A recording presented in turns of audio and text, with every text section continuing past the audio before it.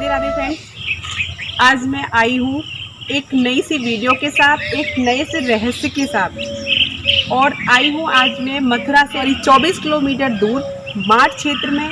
माठ क्षेत्र से पहले ये जगह पड़ती है राधा रानी का मंदिर। इसको खादर वाली देवी भी कहा जाता है और ये मंदिर राधा रानी का है, क्योंकि राधा रानी यहाँ पे कन्हैया जी से रूठ के बैठी थी। तो चलिए आगे मंदिर में हम आपको बताते हैं क्या कथा है इसकी, क्या है, क्यों रोई थी राधा रानी इतना कि एक सरोवर बन गया था यहाँ पे, क्यों इतना वो रूठ गई थी कान्हा से जो आके वो यहाँ छुप गई थी। तो वो चीज़ मैं आपको बताने वाली हूँ। चलिए आगे चलते हैं।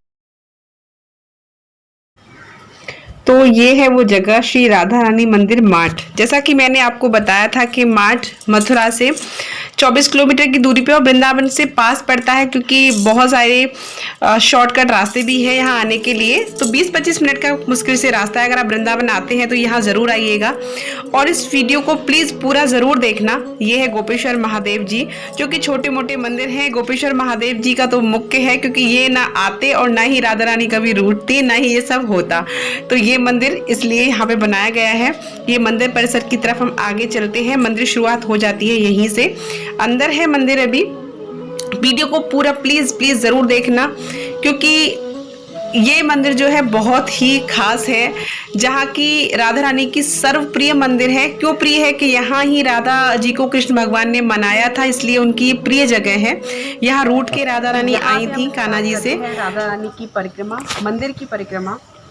और बस चलिए शुरुआत कर देते हैं। से परिक्रमा शुरू करते हैं। ये आप देख सकते हैं यहाँ के पेड़, किस तरीके के पेड़ बने हुए हैं, कैसा यहाँ का व्यू है। ये यहाँ के जो भी महल वगैरह है उनकी बनाया गया है इधर। ये सब कुछ पेड़ देखिए आप, यहाँ के टेढ़े मेढ़े, मतलब लगता है कि जैसे ये सखियाँ हों उनकी। ये सारी चीज़ें हैं देखिए।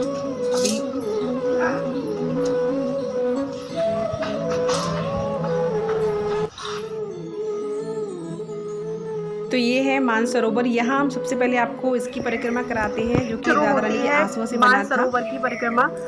मानसरोवर के बारे में मैं आपको बताऊंगी कि मानसरोवर क्या है और कैसे यहाँ बना, क्या बना, वो मैं आपको परिक्रमा करते में बताती जाऊंगी।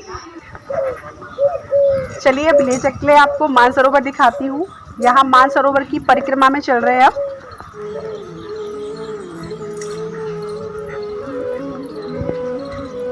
तो ये देखिए कितना खूबसूरत नज़ारा है। इसको बना दिया गया है, मतलब बहुत ही सुंदर घाट बना दिया गया है। देखिए इसकी खूबसूरती आप देख सकते हैं। तो ये जो जगह है ये मथुरा से 24 किलोमीटर दूर है, माठ क्षेत्र में पड़ती है ये जगह। और यहाँ राधा रानी का अकेला एक सिर्फ राधा रानी का मंदिर है। यहाँ राधा रानी के साथ कृष्ण भगवान नहीं है। क्यों नहीं है ये कथा मैं आज आपको बताने वाली हूँ। और हो सकता है मैं ट्राई करूँगी कि पंडित जी अगर सुना दें तो वो ज़्यादा अच्छा है, बट फिर भी मैं आपको बता देती हूँ। और पंडित जी सुनाएंगे तो वो भी मैं आपके साथ आप शेयर कर दूँगी। तो यहाँ ऐसी मान्यता है कि राधा रानी का अकेली राधा रानी का मंदिर है। यहाँ कृष्ण भगवान उनके साथ नहीं है। और क्यों नहीं है ये कथा मैं आज आपको बताने वाली हूँ। एक मतलब उस टाइम की बात है जब कृष्ण युग था, द्वापर युग था, 5000 साल पहले का युग था। तो कृष्ण भगवान राधा रानी के साथ रास रचा रहे थे बंसीवट में। बंसीवट की कथा भी मैं आपको पहले बता चुकी हूँ। अगर आप देखना चाहते हैं तो वीडियो का लिंक डिस्क्रिप्शन में मैं दे दूंगी, तो वहाँ जाके देख सकते हैं। बंसीवट भी मैंने पास में ही है, वो दिखाया था। बंसीवट में रास चल रहा था। तो एक बार आपको पता होगा कि भोलेनाथ कृष्ण भगवान का रास देखने आए थे।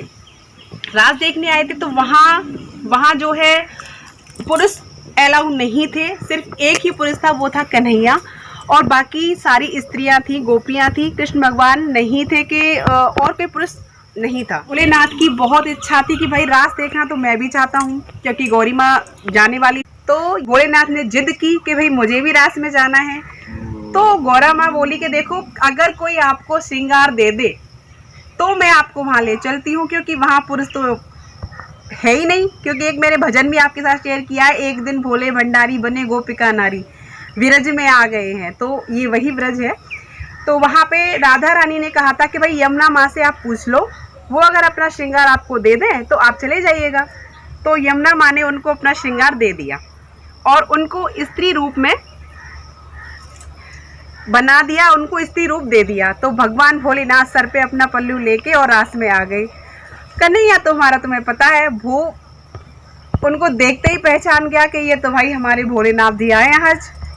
तो उनको इतना अच्छा लगा क्योंकि वहाँ सब इस गोपियाँ थीं और कन्हैया सिर्फ एक था, लेकिन हर गोपी के साथ कन्हैया रूप था। यानी कन्हैया के इतने रूप थे कि हर गोपी, और गोपियाँ कौन थी, वो साधु संत थे जो महान तपस्या करके गोपी के रूप में ब्रज में आए थे, और वो आज भी हैं ब्रज में, इन पेड़ों में है। ब्रज के ये पेड़ आप देख रहे हो ना, अनोखे तरीके के पेड़, ये ब्रज की गोपियां ही हैं। ये साधु संत ही हैं जो घोर तपस्या करके ब्रज में आए थे, और आज भी वो यही हैं।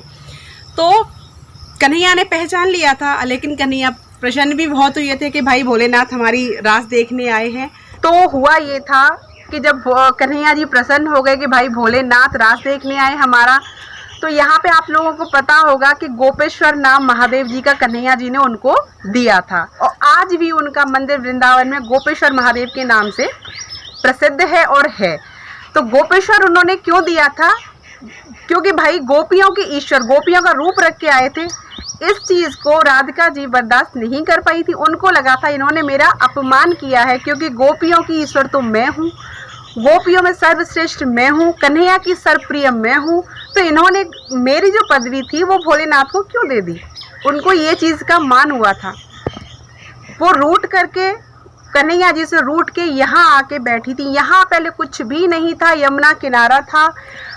यहाँ इनको खादर वाली देवी भी बोला जाता है। खादर वाली देवी क्यों बोला जाता है कि यहाँ सिर्फ खादर ही खादर थी, मिट्टी ही मिट्टी, जंगल ही जंगल, कुछ भी नहीं था, यही सब चीज़ थी। तो यहाँ आके वो गुस्सा होके भगवान से बैठ गई और अपनी मान की लड़ाई के लिए उन्होंने यहाँ इतना रोई कि ये मान सरोवर यहाँ उत्पन्न हुआ।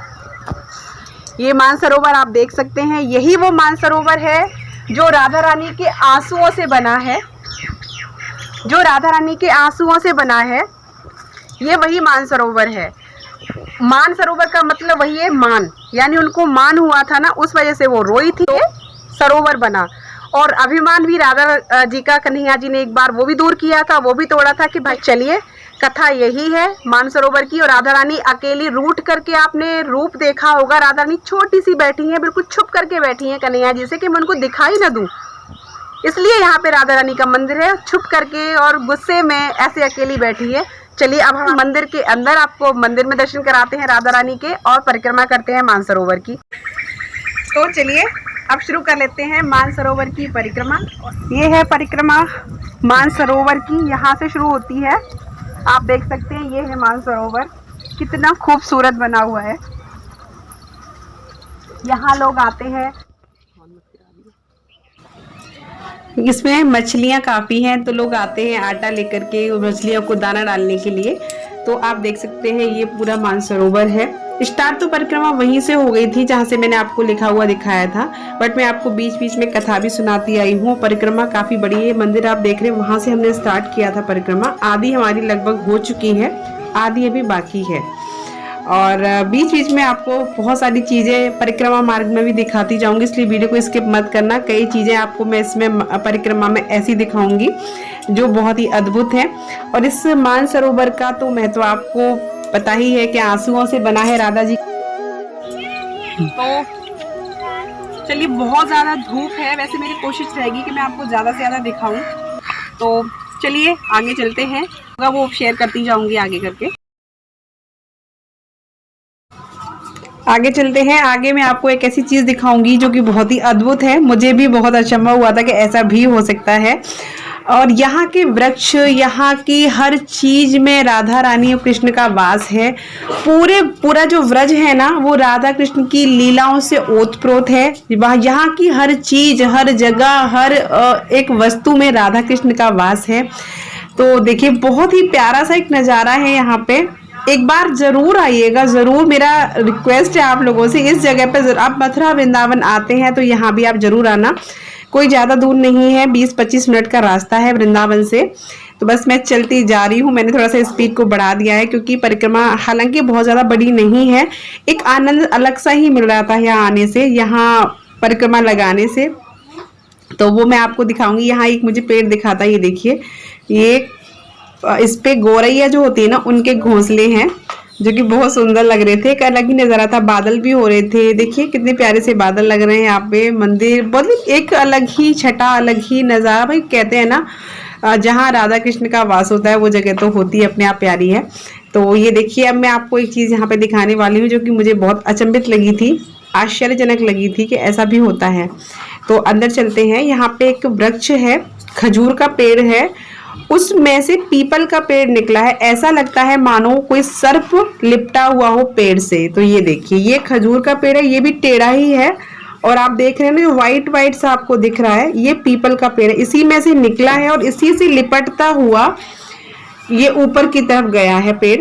यहाँ पेड़ों का भी अलग ही महत्व है। ये देखिए कितना खूबसूरत ये पेड़ है, अलग ही इसकी छटा है पेड़ की, मुझे बहुत खूबसूरत लगा। यहाँ पे संपन्न हो जाती है हमारी मानसरोवर की परिक्रमा।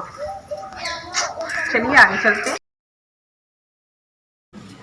तो अब आपका इंतजार हुआ खत्म, परिक्रमा समाप्त हो चुकी है। मंदिर की तरफ चलते हैं, अब कराते हैं आपको राधा रानी के दर्शन, जहाँ राधा रानी रूठ करके अपने कान्हा से बैठी है। और उनकी प्रिय जगह है ये, क्योंकि कन्हैया जी ने भाई उनको मनाया था यहाँ पे कि भाई चलो, बहुत हो गया रूठना, अब चलिए और रास को दोबारा से शुरू कीजिए। तो ये जो घाट है, इस पे अभी ताला वाला लगा हुआ था, जाना नहीं था। और ये वो है वृक्ष जो मैं आपको दिखा रही हूँ। ये वृक्ष ऐसे क्यों है, यहाँ वृक्ष ऐसे क्यों है? कहते हैं कि जो गोपियां हैं वो आज भी एक दूसरे के गलबैया डाल के इंतजार कर रही है कन्हैया का कि वो आएंगे और हमारे साथ फिर से रास करेंगे। ये पेड़ यहाँ के कहते हैं कि इनका तना सूखा होता है, ये सूख करके मिट्टी ही बन जाता है। ये जो इनका तना है ना पेड़ का, मिट्टी बन जाता है और इनके पत्तियां जो है हरी हैं। इसका मतलब है तन सूखा मन हरा, वो आज भी मन से जीवित हैं। तो यही इनकी महिमा है वृक्षों की। अब चलते हैं मंदिर की तरफ, मैं आपको मंदिर के दर्शन कराती हूँ। अब तो ये है वो मंदिर, यहाँ अंदर फ़ोन ले जाना मना है, इसलिए मैं आपको बाहर से दिखा रही हूँ। ये वो मंदिर है, और जो कि अभी कोरोना की वजह से, लॉकडाउन की वजह से नहीं खुल रहा है, भीड़ भाड़ भी नहीं है, वरना यहाँ लाखों की भीड़ रहती है। और इसीलिए मैं आपको बाहर से आपको बाहर का पूरा सब कुछ दिखाऊंगी, और हो सका तो माता रानी का आपको दिखाऊंगी। तो चलिए। तो ये है हमारी राधा रानी, हमारी लाडली, हमारी किशोरी। उनके दर्शन पुजारी जी के कहने से हमने छोटी सी क्लिप ले ली थी, क्योंकि भीड़ नहीं थी इसलिए। तो उम्मीद करती हूँ आपको राधा रानी के दर्शन मिल चुके होंगे। ये है राधा रानी का प्रसाद, अंदर मंदिर परिसर का प्रसाद है, और आप सभी को भेंट करती हूँ। आप लोग भी प्रसाद यहीं से ग्रहण कर लीजिए। जो लोग नहीं आ पाते हैं, जो लोग दूर रहते हैं, व्रज से वंचित है, मेरा उद्देश्य सिर्फ यही है कि आप लोग भी देखिए व्रज को, जानिए व्रज को कि क्या है व्रज, और प्रसाद आप ग्रहण कर सकते हो। भाई मन से तो एक चीज है ना, मन से भगवान मिलते हैं, आत्मा से भगवान मिलते हैं। अगर मन से आप प्रसाद ग्रहण करोगे, और ये समझ लीजिए कि हम भी यहाँ पहुँच चुके हैं, राधा रानी के दर्शन कर रहे हैं। बस मेरी यही आशा है, इस वीडियो को ज़्यादा से ज़्यादा शेयर करिएगा। ज़्यादा से ज़्यादा मैं चाहती हूँ कि लोगों को पता चले कि व्रज में ऐसी चीज़ें, व्रज को जानो। व्रज में बहुत सी चीज़ें ऐसी हैं जो आप लोगों से छुपी हुई हैं, आप लोगों को नहीं पता है। और मुझे मतलब रिक्वेस्ट बहुत ज़्यादा आई थी कि भाई आप ब्रज में ऐसी चीज़ें बताओ जो आप लोग ही जानते हो। तो ये चीज़ें बहुत लोग नहीं जानते कि राधा रानी रूठ के भी यहाँ आई थी, ये कौन सी जगह है। तो सिर्फ मेरा उद्देश्य यही है, प्लीज़ प्लीज़ प्लीज़ वीडियो को इतना शेयर करिए कि लोग देखें और जाने हमारे ब्रज को। तो चलिए प्रसाद ग्रहण कर लीजिए। चलिए आज इस ब्लॉग को मैं यहीं पे ख़त्म करती हूँ, और उम्मीद करती हूँ कि ये ब्लॉग आपको अच्छा लगा होगा और समझ में आया होगा जो मैंने आपको बताने की कोशिश की है। भाई मैं इतनी बड़ी ज्ञानी या इतना बड़ा वो कुछ नहीं हूँ, एक सिर्फ मेरी छोटी सी कोशिश थी आप लोगों को बताने की, आप लोगों को दिखाने की व्रज के बारे में। ऐसी छोटी छोटी जगह ऐसी हैं जो हर किसी को नहीं पता है। तो उम्मीद करती हूँ अच्छी लगेगी, और अच्छी लगे तो प्लीज़ वीडियो को शेयर ज़रूर करना, और चैनल पर नहीं हो तो सब्सक्राइब भी कर लेना। तो तब तक के लिए राधे राधे।